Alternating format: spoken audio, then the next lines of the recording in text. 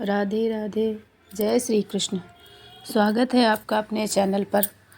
अगर आप हमारे चैनल पर नए हैं तो हमारे चैनल को सब्सक्राइब करें ताकि सारी वीडियो की नोटिफिकेशन आपके पास शीघ्र से शीघ्र पहुंच सके, क्योंकि ये वीडियो बहुत ही महत्वपूर्ण है। पूजा की क्या विधियां हैं, इसमें मैं आपको बताने वाली हूं एकादशी पूजन का महत्व एवं विधि एवं कब आपको पूजा करना है, कब आपको व्रत रहना है, इत्यादि की बातें। तो जल्दी से जल्दी हमारा वीडियो सब्सक्राइब करें ताकि आपको सारी जानकारी उचित समय पर मिल सके। तो जानते हैं कि सफला एकादशी में क्या क्या विधियां हैं, किस तरह से आप अपने प्रभु ठाकुर जी को प्रसन्न कर सकते हैं। आइए जानते हैं कि इसका शुभ मुहूर्त क्या है। सफला एकादशी 26 दिसंबर को मनाई जाएगी। पौष मास के कृष्ण पक्ष की एकादशी तिथि सफला एकादशी के नाम से मानी जाती है। ऐसा कहा जाता है कि इस दिन जिस काम की मनोकामना कर लो वो काम पूरा होता है। इस दिन व्रत रखने का व्रत रखने पर सुबह के समय संकल्प कर लें और फिर अपने काम के पूरा होने की मनोकामना कर लें। आपको बता दें कि ये व्रत 25 दिसंबर को रात 10:30 पर लगेगा, जो 26 दिसंबर की रात 12:45 तक रहेगी। उदया तिथि में एकादशी तिथि 26 दिसंबर को मिलने से ये व्रत 26 दिसंबर को ही रखा जाएगा। एकादशी का व्रत का पारण द्वादशी तिथि में करना ही लाभकारी होता है। इस दिन सबसे महत्वपूर्ण विशेष बात ये है कि बृहस्पतिवार और एकादशी दोनों ही श्रीहरि को अत्यंत प्रिय है, इसलिए ये एकादशी बहुत ही महत्वपूर्ण है एवं आपकी मनोकामना को पूर्ण करने में विशेष प्रभावशाली है।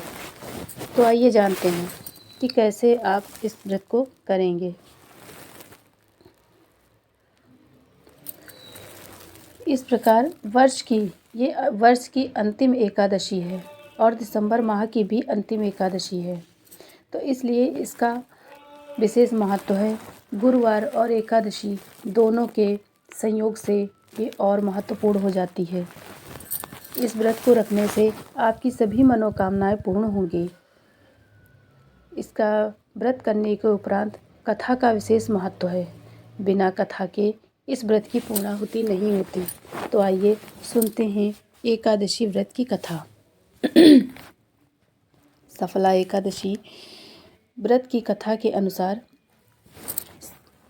चंपावती नगरी में महिष्मत नामक राजा के 5 पुत्र थे।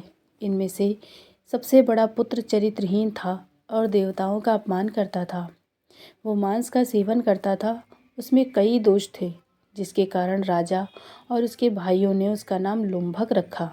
उसके बाद उसके भाइयों ने उसे राज्य से निष्कासित कर दिया। फिर भी वह नहीं माना और अपने ही नगर को लूटने लगा। एक दिन उसे चोरी करते हुए सिपाहियों ने पकड़ लिया, लेकिन राजा का पुत्र जानकर उसे छोड़ दिया। इसके बाद वह वन में एक पीपल के नीचे रहने लगा। पौष मास की कृष्ण पक्ष की 10वीं के दिन वह सर्दी के कारण अत्यंत कमज़ोर हो गया और उसे भोजन लाने की भी शक्ति नहीं रही। उसने कुछ फल तोड़े, लेकिन रात होने के कारण वह उन्हें खा नहीं सका और भगवान से कहा कि अब आप ही इसे खा लें। इस प्रकार उसने रात भर जाग कर बिताई। इस रात्रि जागरण और दिन भर भूखे रहने के कारण उसका सफला एकादशी का व्रत हो गया। उसे सफला एकादशी के प्रभाव से राज्य और पुत्र का आशीर्वाद प्राप्त हुआ। इस आशीर्वाद से लुम्भक का मन सकारात्मक दिशा में अग्रसर हुआ और उसके पिता ने उसे राज्य का अधिकार सौंपा।